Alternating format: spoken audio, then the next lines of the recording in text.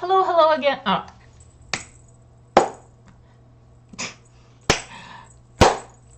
I can't clap my hands. Hello, hello again, everybody, and welcome back to Skyrim.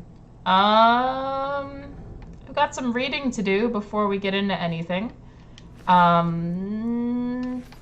yeah, I guess just life is good. Life is grand. I've been drawing a lot, which has been very enjoyable.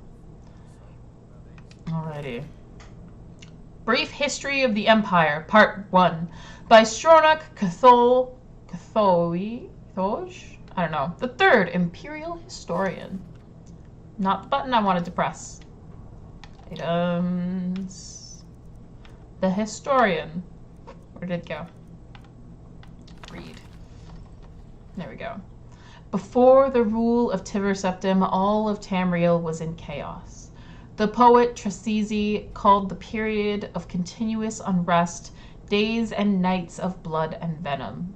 The kings were a petty lot of gasping tyrants who fought Tiber's attempts to bring order to the land.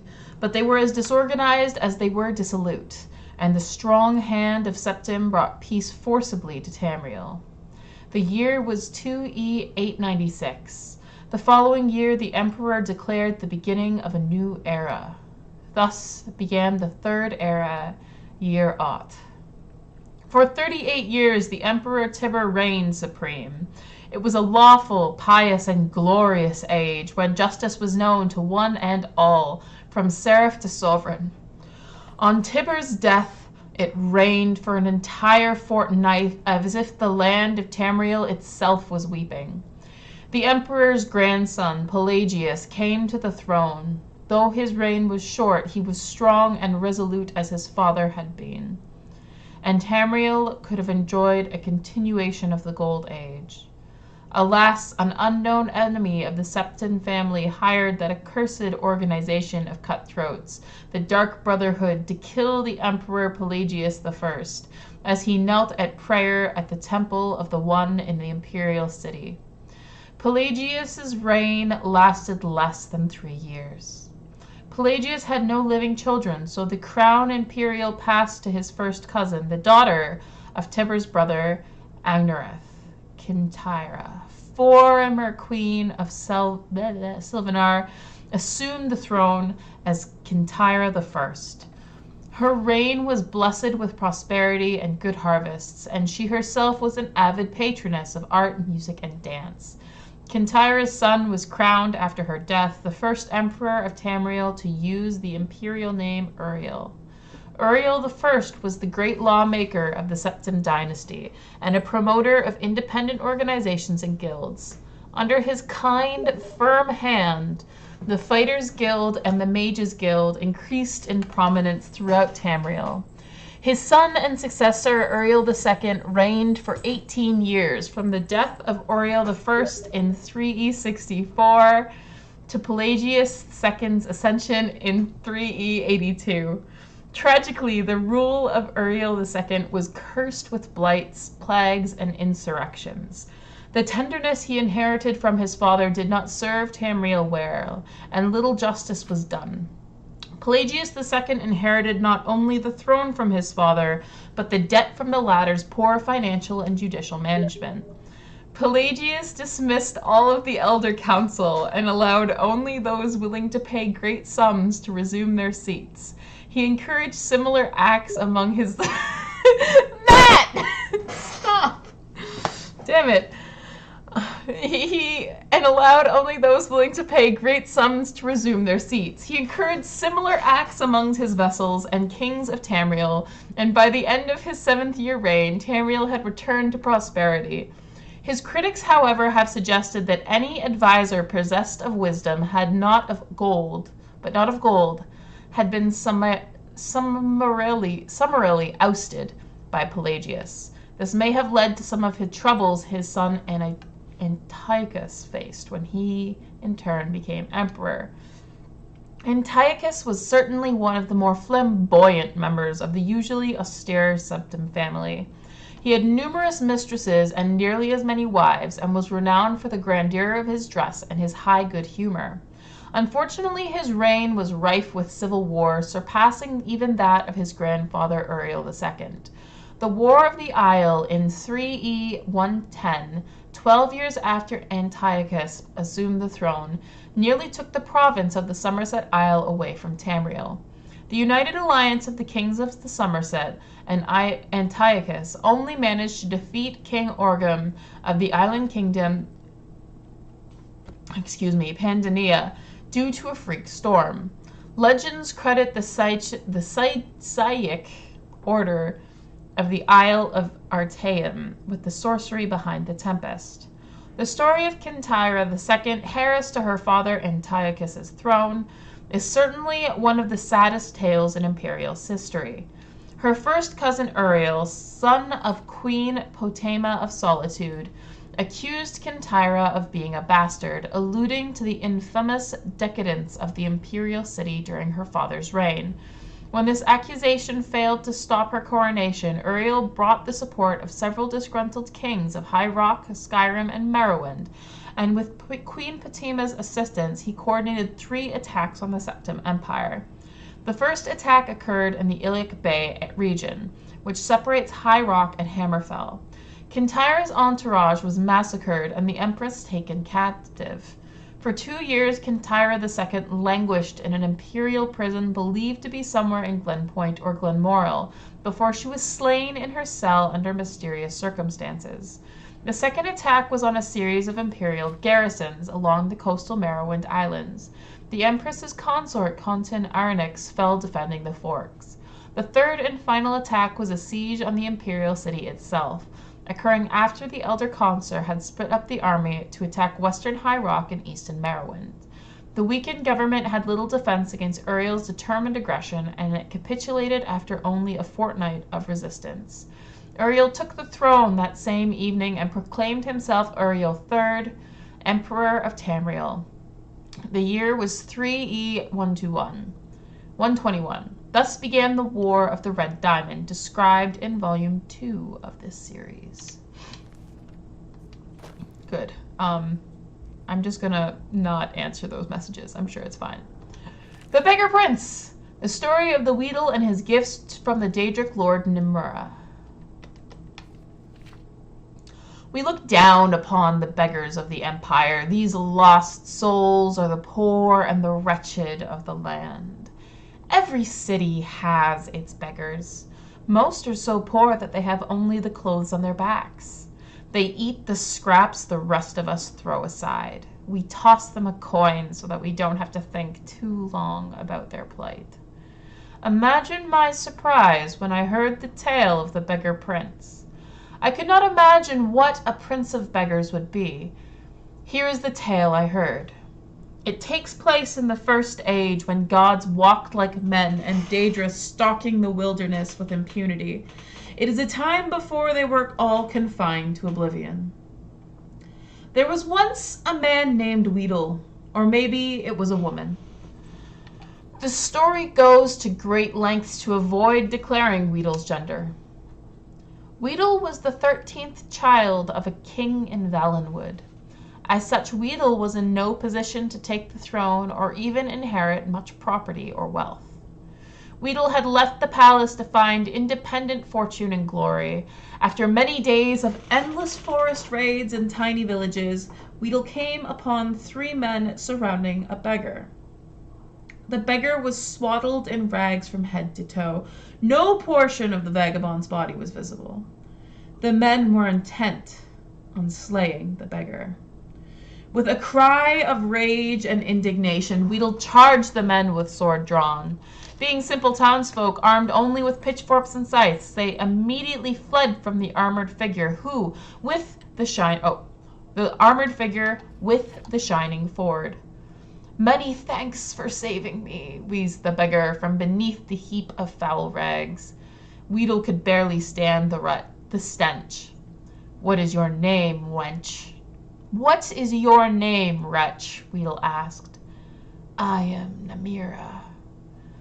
Unlike the townsfolk, Weedle was well learned. That name meant nothing to them, but to Weedle, it was an opportunity. You are the Daedric Lord," Weedle explained. Why did you allow these men to harass you? You could have slain them all with a whisper. I am pleased you recognized me, Nimara rasped. I am frequently reviled by townsfolk. It pleases me to be recognized for my attribute, if not for my name. Weedle knew that Namira was the Daedric lord of all things gross and repulsive. Diseases such as leprosy and gangrene were her domain. While others might have seen danger, Weedle saw opportunity. "Oh, great Namira, let me apprentice myself to you. I ask only that you grant me powers to make my fortune and forge a name for myself that will live through the ages. Nay, I make my way alone in the world. I have no need for an apprentice." Namira shambled off down the road. Weedle would not be put off. With a bound, Weedle was at Namira's heel, pressing the case for an apprenticeship. For 33 days and nights, Weedle kept up the debate. Namira said nothing, but Weedle's voice went on ceaselessly. Finally, on the 33rd day, Weedle was too hoarse to talk. Namara looked back on the suddenly silent figure. Weedle knelt in the mud at her feet upon open hands raised up in supplication. It would seem you have completed your apprenticeship to me after all, Namira declared. I shall grant your request. Weedle was overjoyed. I grant you the power of disease. You may choose to be afflicted with any disease you choose, changing them at will so long as it has visible symptoms. However, you must always bear at least one. I grant you the power of pity. You may evoke pity in anyone that sees you. Finally, I grant you the power of disregard. You may cause others to disregard your presence. Weedle was aghast. These were not boons from which a fortune could be made. They were curses, each awful in its own right. But together, they were unthinkable. How am I to make my fortune and forge a name for myself with these terrible gifts? As you begged at my feet for 33 days and 33 nights, so shall you now beg for your fortune in the cities of men. Your name will become legendary among the beggars of Tamriel. The story of Weedle, the prince of beggars, shall be handed down throughout the generations. It was as Namira predicted. Weedle was an irresistible beggar. None could see the wretch without desperately wanting to toss a coin at the huddled form. However, Weedle also discovered that the power of disregard gave great access to the secrets of the realms. People unknowingly said important things where Weedle could hear them. Weedle grew to know the comings and goings of every citizen in the city. To this day, it is said that if you really want to know something, go ask the beggars. They have eyes and ears throughout the cities. They know all the little secrets of the daily lives of its citizens. The Monomyth. I think I've read this one. I think. Let me check. Items. Let me check. Books. I have not. Okay. We have so many books to go through. The Monomyth. In Mundus, conflict and disparity are what bring change, and change is the most sacred of the 11 fortresses. Change is the force without forces or origins. Onthir, Tyrete, Order of Simply put, the schism in the human Aldmeri worldview is the mortal's relationship to the divine. Humans take the humble path that they were created by the immortal forces, while the Aldmer claim descent from them. It doesn't seem like much, but it is a distinction that colors the rest of the diverging mythologies. All Tamrielic regions begin the same. Man or mare, things begin with the dualism of Anu and his other. These twin forces go by many names. Anu Potame, Anu Sithis, Ak-Il, Satak Akil, is not, it is not. Enlil is the everlasting, ineffable light. Sithis is the corrupting, inexpressible action. In the middle is the gray maybe. Nern in the Anaphortix. In most cultures, Enlil is honored for his part of the interplay that creates the world, but Sithis is held in the highest esteem because he is the one that causes the reaction. Sithis is thus the original creator, an entity who intrinsically causes change without design. Even the Hist acknowledge his being. Enlil is also perceived of as order, opposed to the Sithis chaos. Perhaps it is easier for mortals to envision change than perfect astasis, for often Enlil is relegated to the mythic background of Sithis' fancies. In Yokdan folktales, which are among the most vivid in the world, Satek is only referred to a handful of times as the Hum. He is a force so prevalent as to not really be there at all. In any case, these two beings bring the Atada, or original spirits. To humans, these Atada are the gods and daemons. To the Aldmer, the Aedra Daedra, or the ancestors. All of the Tamrelic pantheons fill their rosters from these Atada, though divine membership often differs from culture to culture. Like Anu and the Padme, though every one of these pantheons contains the archetypes of the dragon god and the missing god. The dragon god and the missing god. The dragon god is always related to time and is universally revered to as the first god. He is often called Akatosh, whose perch from eternity allowed the day. He is the central god of the Kyrodiilic Empire. The missing god is always related to the mortal plane and is a key figure in the human Eldmeri schism. The missing refers to either his palpable absence from the pantheon, another mental distress that is interpreted a variety of ways, or the removal of his divine spark by other immortals. He is often called Lorcan, and his epitaphs are many, equally damnable and devout. Note that Tamriel and the mortal plane do not exist yet. The Grey Maybe is still the playground of the original spirits. Some are more bound to Anu's light, others to the unknowable void. Their constant flux and interplay increase their number, and their personalities take long to congeal. When Akatosh form, times begins, and it becomes easier for the spirits to realize themselves as beings with a past and a future.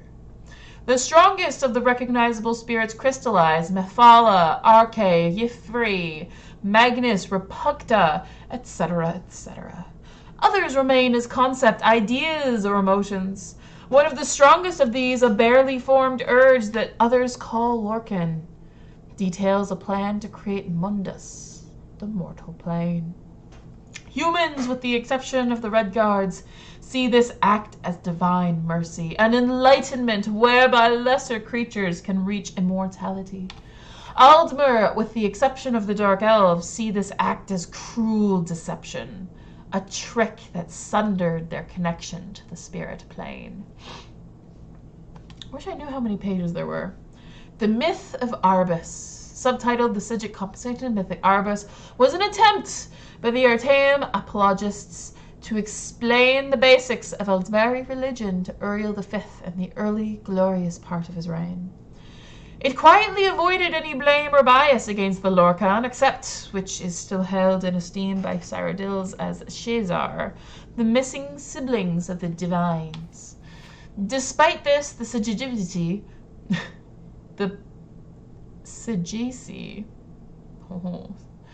Sounds like a weird martini. The Sagisi still give a nice summary of the Elder View, and it will serve our purposes here. This version comes from the archives of the Imperial Seminary from the handwritten notes of an unknown scribe. Mythic Erebus exists and has existed from time to time without measure as a fanciful, unnatural realm. Erebus is used to connotate the imperceptible penumbra, the gray center between the is not of Anu and Padme. It contains the multitude realms of Aetherius and Oblivion, as well as other less structured forms. The magical beings of mythic Erebus live for a long time and have complex narrative lives, creating the patterns of myth. These are spirits made from bits of the immortal polarity. The first of these was Akatosh, the Time Dragon, whose formation made it easier for other spirits to structure themselves. Gods and demons form and reform and procreate. Finally, the magical beings of mythic Erebus told the ultimate story, that of their own death. For some, this was an artistic transfiguration into the concrete, non-magical substance of the world. For others, this was a war in which all were slain, their bodies becoming the substance of the world. Isn't that the same thing? For yet others, this was a romantic marriage and parenthood, with the parents' spirits naturally having to die and give way to their succeeding mortal races. The agent of this communal decision was Lorcan, whose most early myths vilify as a trickster or deceiver. More sympathetic versions of this story point out Lorcan as being the reason the mortal plane exists at all. It's funny because when the name Lorcan first popped up, I almost said Loki. So I find it funny he's a trickster and deceiver. Anyways, the magical beings created the races of the mortal Erebus in their own image, either consciously as artists and craftsmen or as the fecund rotting matter out of which the mortals sprung forth, or as a variety of other analogical senses. So it's this way or that way, or also it could be really anything. Just saying.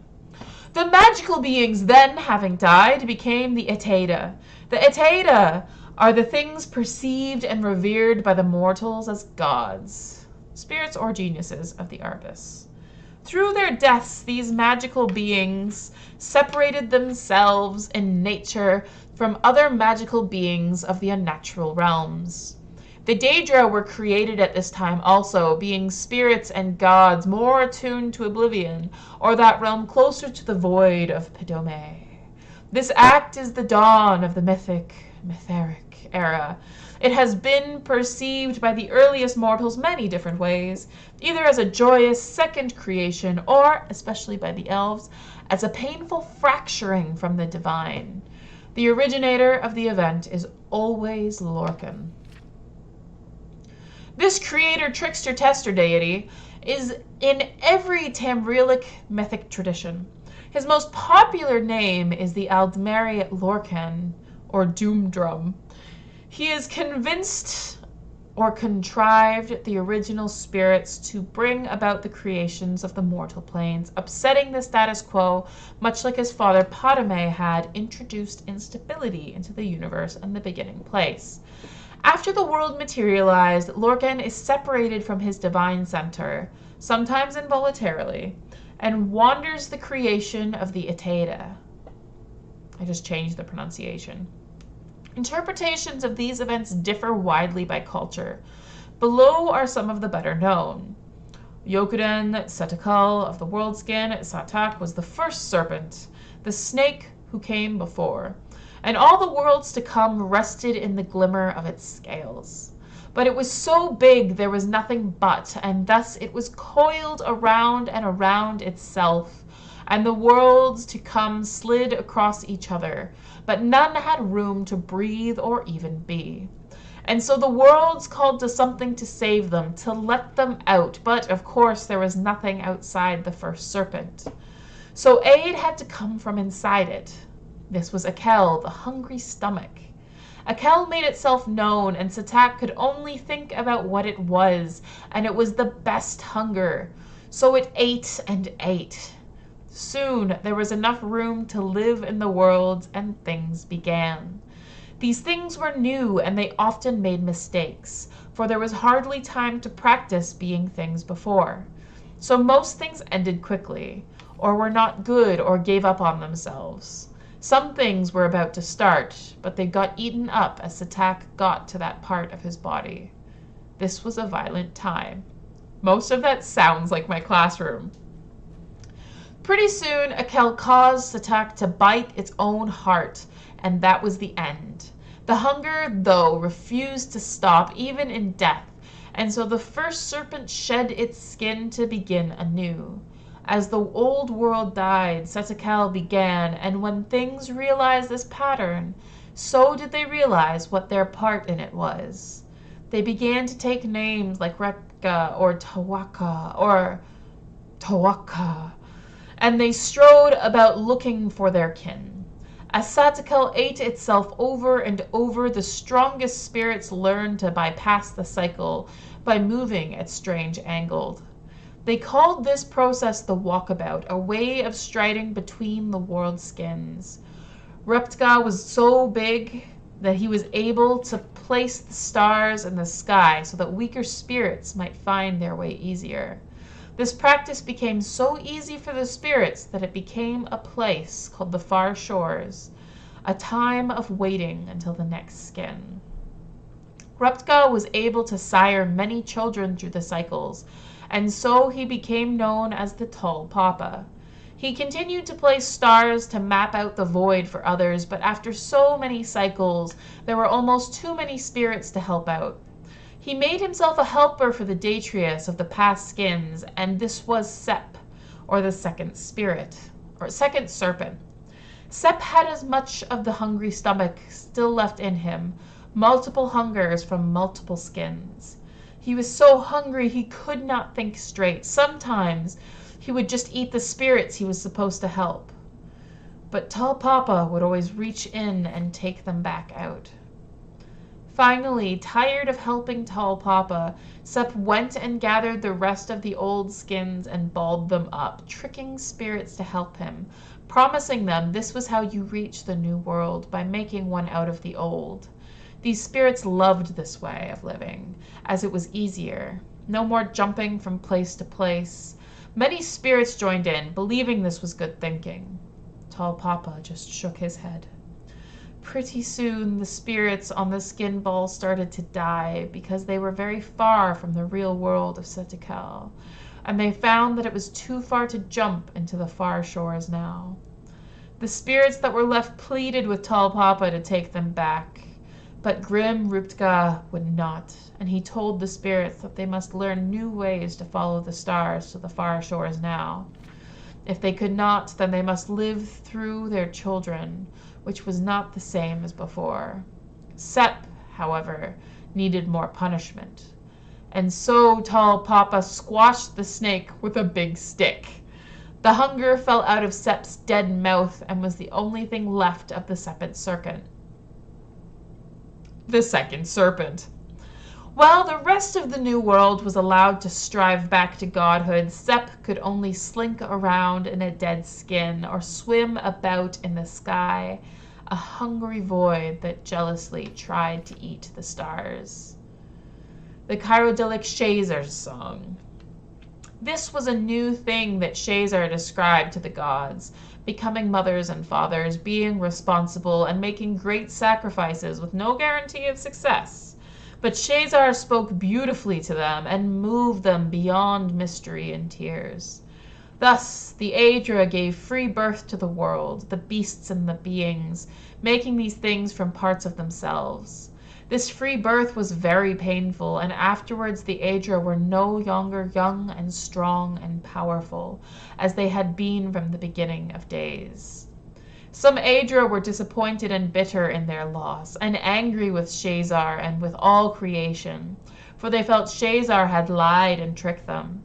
These Aedra, the gods of the Aldmer, led by the Uriel, were disgusted by their enfeebled selves and by what they had created. Everything is spoiled for now and for all time. The most we can do is teach the elven races to suffer nobly, with dignity, and chastise ourselves for our folly, and avenge ourselves upon Shazar and his allies. Thus are the gods of the elves dark and brooding, and thus are the elves ever dissatisfied with mortality, and always proud and stoic, despite the harshness of this cruel and indifferent world. Other Aedra looked down upon creation and were well pleased. These Aedra, the gods of men and beast folk, led by Akatosh, praised and cherished their wards, the mortal races. We have suffered and are diminished for all time, but the mortal world we have made is glorious, filling our hearts and spirits with hope.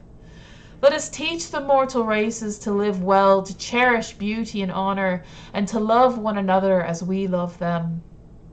Thus are the gods of men tender and patient, and thus are men and beast folk great in heart for joy or suffering, and ambitious for greater wisdom and a better world.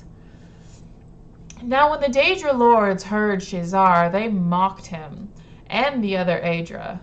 Cut parts of ourselves off and lose them forever? That's stupid! You'll be sorry. And we are far smarter than you, for we will create a new world out of ourselves. But we will not cut it off or let it mock us. But we will make this world within ourselves forever ours and under our complete control. So the Daedric lords created the Daedric realms, and all the ranks of lesser Daedra, great and small. And for the most part, the Daedra lords were well pleased with this arrangement, for they always had worshippers and servants and playthings close at hand. But at the same time, they sometimes looked with envy upon the mortal realms. For though mortals were foul and feeble and contemptible, their passions and ambitions were also far more surprising and entertaining than the antics of the lesser Daedra. Thus do the Daedra lords court and seduce certain amusing specimens of the mortal races, especially the passionate and powerful. It gives the Daedra lords special pleasure to steal away from Shazar and the Aedra, the greatest and most ambitious mortals. Not only are you fools to mutilate yourselves, gloat the Daedra lords, but you cannot even keep the best pieces, which prefer the glory and the power of the Daedra lords to the feeble vulgarity of the mush-minded Aedra. The Ultimary myth, the heart of the world. Anu encompassed and encompasses all things, so that he might know himself. He created Anuel, his soul and the soul of all things. Anuel, as all souls, was given to self-reflection, and for this he needed to differentiate between his forms, attributes, and intellects. Thus was born Sithis, who is the sum of all the limitations Anuel could utilize to ponder himself. Anuel, who is the soul of all things, therefore became many things, and this interplay was and is the Arbus. At first the Arbus was turbulent and confusing, as Anuel's ruminations went on without design. Aspects of the Arbus then asked for a schedule to follow, or procedures whereby they might enjoy themselves a little longer outside the perfect knowledge, so that he might know himself this way too. Anu created Ariel, the soul of his soul. Ariel bled through the Arbus as a new force called time. With time, various aspects of the Arbus began to understand their natures and limitations. They took names, like Magnus, or Mara, or Zen. One of these, Lorcan, was more of a limit than a nature, so he could never last long anywhere. As he entered every aspect of Anuel, Lorcan would plant an idea that was almost wholly based on limitation. He outlined a plan to create a soul for the Arbus, a place where the aspects of aspects might even be allowed to self-respect. He gained many followers, even when he told he would become the king of the new world, agreed to help Lorcan. So they created the Mundas, where their own aspects might live, and he became the Etata. But this was a trick. As Lorcan knew, this world contained more limitations than not, and was therefore hardly a thing of Anu at all. Mundus was the house of Sithis. As their aspects began to die off, many of the Etata vanished completely. Some escaped, like Magnus, and that is why there are no limitations to magic. Others, like Y'ffre, transformed themselves into Elnafay, the earth bones, so that the whole world might not die. Some had to marry and make children just to last. Each generation was weaker than the last, and soon there were Aldmer. Darkness caved in. Lorcan made armies out of the weakest souls and named them men, and they brought Sithis into every quarter. Ariel pleaded with Anu to take them back, but he had already filled their places with something else.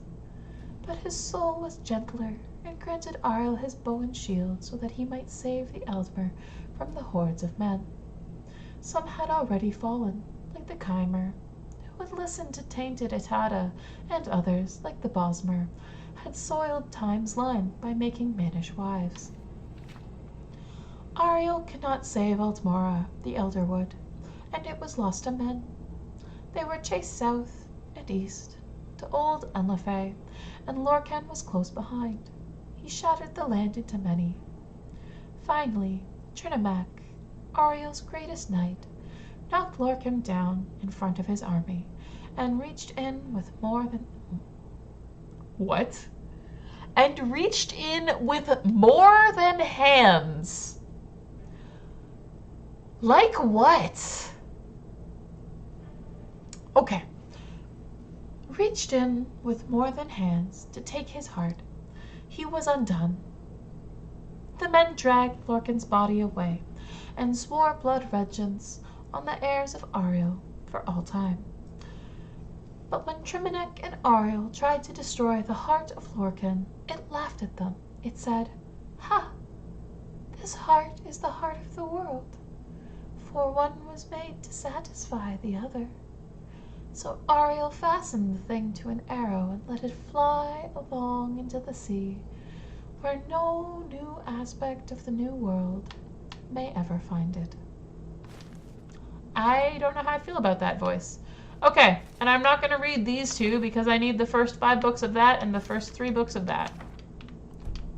Not me to press that. Should I take the clothes? No, I won't take the clothes. The lady's gone. She was here last time. Oh, there she is. Hi, lady. I don't really care about you. I may kill your friends, though.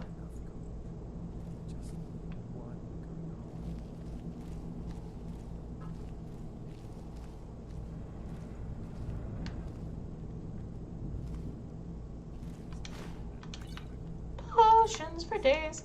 That was a lot of reading. Oh my goodness. But I guess that's what my life is now. I've decided, I guess that Skyrim is now an audiobook. Why not? Why the fuck not? Alright. Oh, I didn't mean to do that.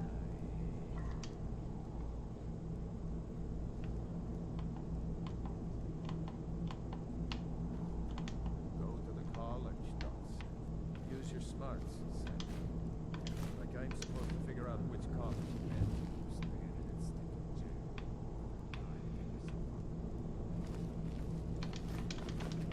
I'll take your food. Fish. That's healthy.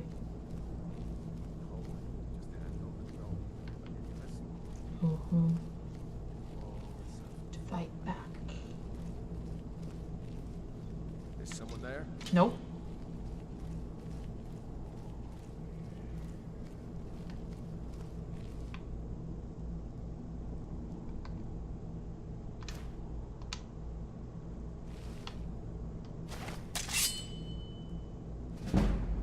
Come here. I know I heard someone. You did. Come here. That's a strange graphics glitch. Look away, my son.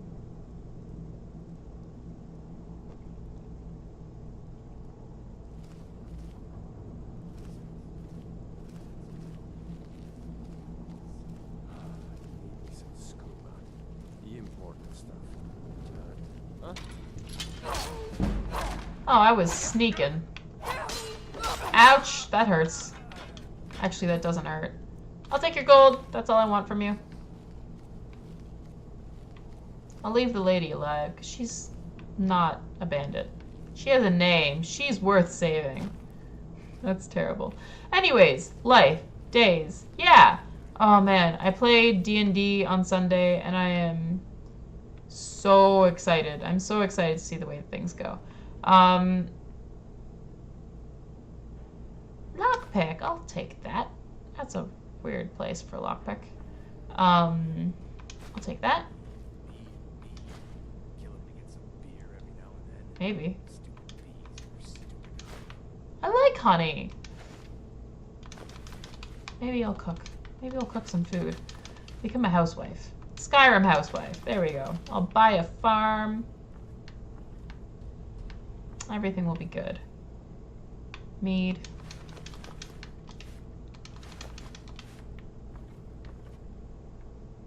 Yeah, you really do have a lot of mead, don't you?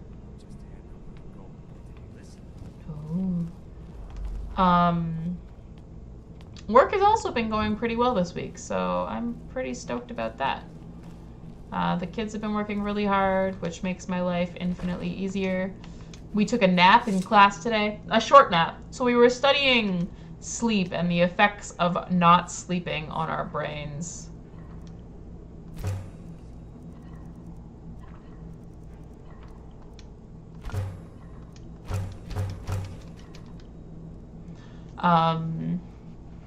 And so, yeah, I decided, you know, let's do a little experiment then. See how accurate what we're studying really is. So we took a 5-minute break before we did their listening segment where they have to like listen and take notes in English. And I was actually really impressed. Why does this skeever have gold? I'll take the cheese. It's probably poisoned. Whatever. What was I saying? Right. So they took a nap and they all did such a good job. I was super, super impressed. So that was like really cool.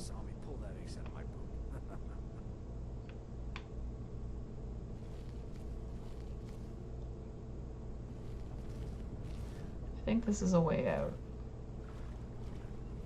Yeah, that's a way out. I don't want to go out.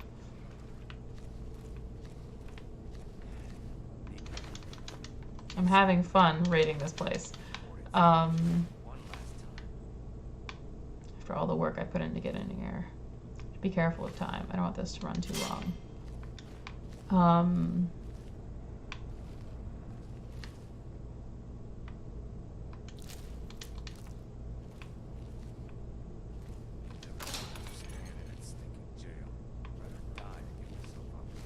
There's an air of finality about that. I'm not going to go there yet. Oh, that's dangerous. Yeah, it was really cool. It's really neat when the kids like actually get really into what we're learning, which can sometimes be difficult. I mean, if you went, you know, these kids go to a lot of schooling. Ouch. Like, a lot of them, they have school, they have their academies, usually multiple academies, and academies are like 3 hours, and they have homework for schools and academies, and it's just like this never-ending cycle of suffering for them. So it's like, or not suffering, like it's a lot of work, but I always really enjoyed studying, and there are some kids that really like, they like it. Because they're enjoying, you know, they're enjoying the opportunity they have to learn, and they're, you know, they're studying hard. And taking the best out of it instead of the bad. Fuck, another book. Oh, and it's the first book. I'll end the episode off on that. I'm gonna do that last.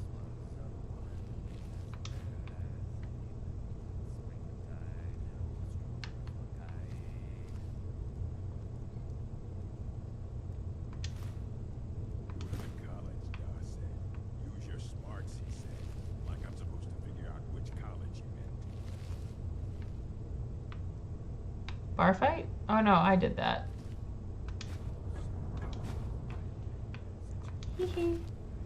Yeah, I did that.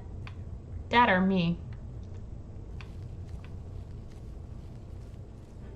I think this is where I came in. Yeah, that's where I came in. So, oh, I haven't been through that other door. There's another door that I came through.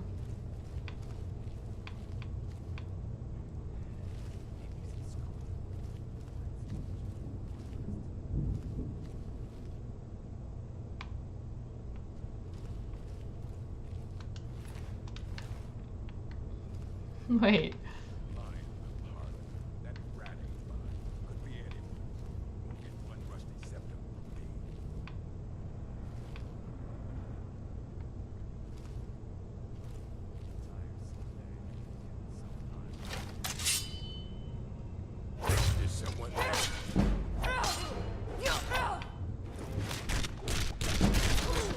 What?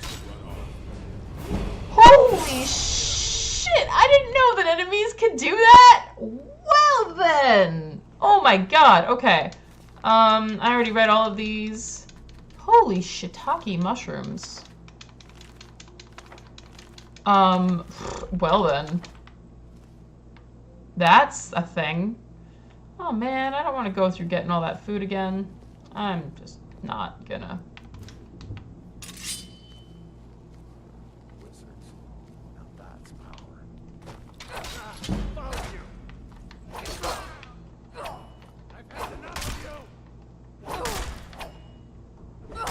Dude has better range than I do. You think you can take me? Give me your gold. Okay. There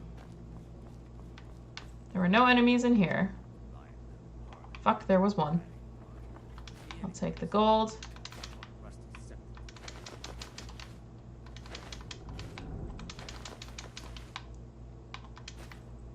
I don't care about your wine.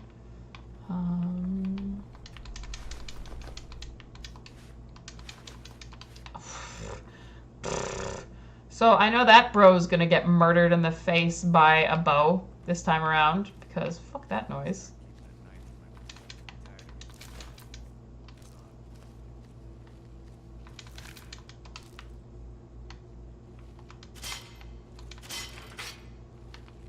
Bruh, no. Close. I do not want to walk into my own trap. I'll take that.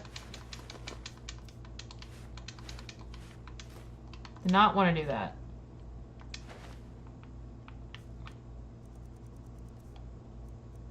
Wooden bowl.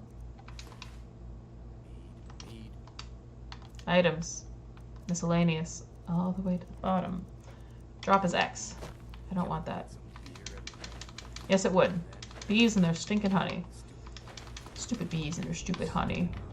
Fun fact, bees are fantastic for the environment. Support your bees. Wasps, however, just suck. Don't quote me on that. Or go ahead and quote me on that, but fact check. I hate wasps. I'm biased. I'm allergic to both, but bees don't bug me unless I am allergic to them. Wasps are like, I'm just here to fuck your day up.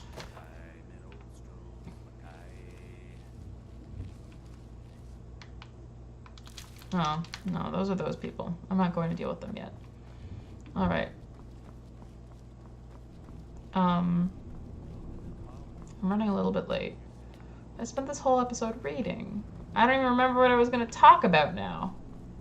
Oh well.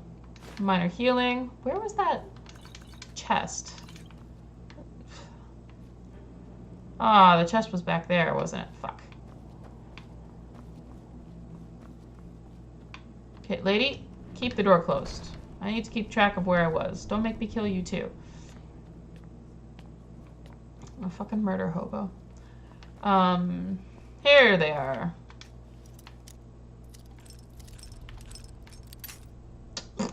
That's good for my lockpick. Bam!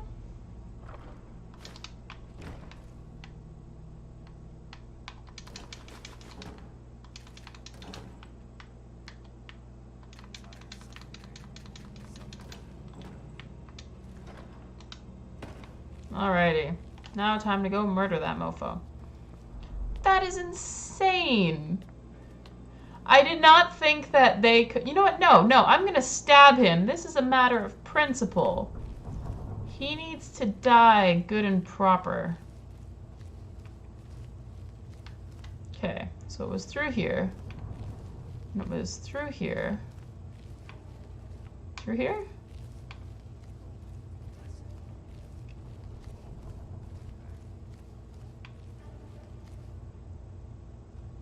He's moved. Son of a bitch. Fuck. More books.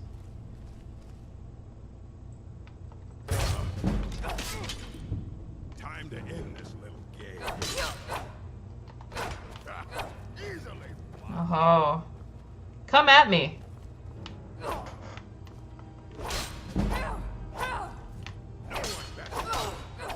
Except for me. Oh god.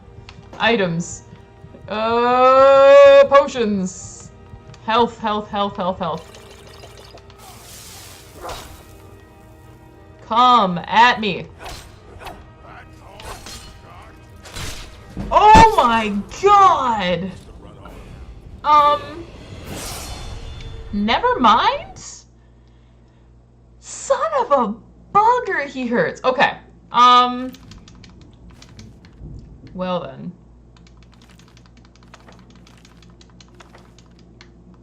Apparently I just suck. That's fine though. It's okay to suck. Dying has leveled me up both times, but in both times I've been... Oh, fuck.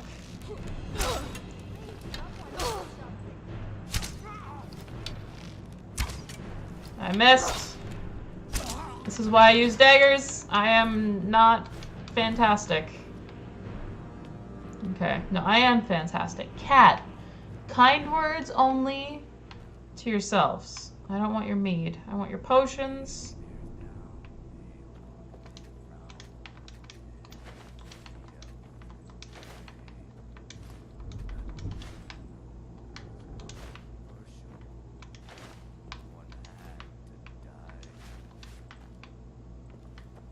I love the songs.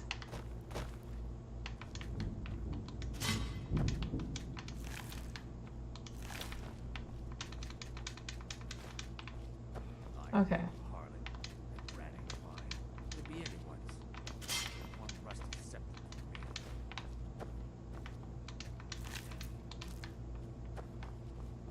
Okay.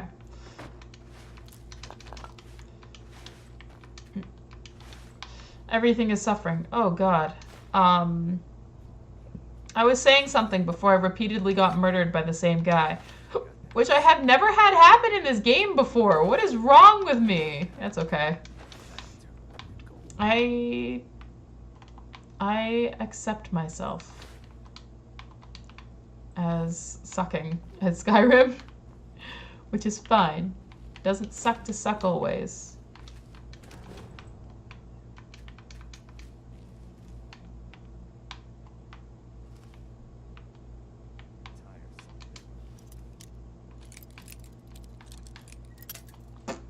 Broke the lockpick.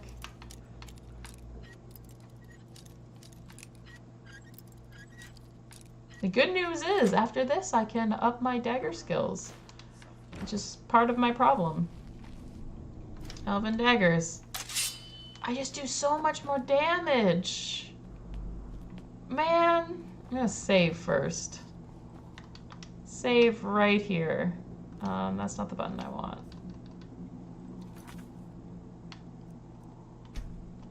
There we go. I'm gonna go shank a bitch.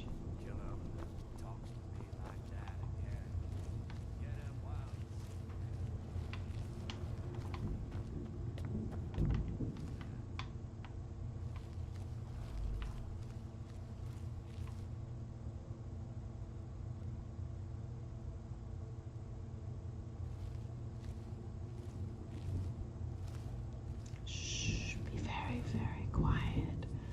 I am a work hunting. Time to end this little game. And you know what? We're just gonna... Multi. Oh god. I got stuck. Aw, this ain't fair. Okay, items. Potions. Wrong potion.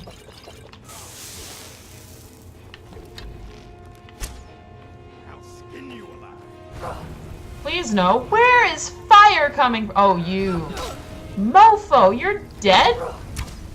Oh god, I am so many kinds of dead. This is a sign that I need to end this episode here. It's already running really long.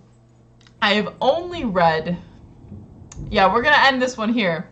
In the next episode, we will kill both of those wieners. And, we'll just talk more about life and stuff. Thank you all for joining me. If you liked the video, please do me a huge favor. Well, not a favor, really. It doesn't actually do me anything good. It just makes me know that you like my stuff. If you like that episode, please hit the like button. I appreciate actually seeing it a lot. It gives me all the warm and fuzzy feelings. It's all good. And, yeah, I will see all you guys in the next episode. Bye-bye.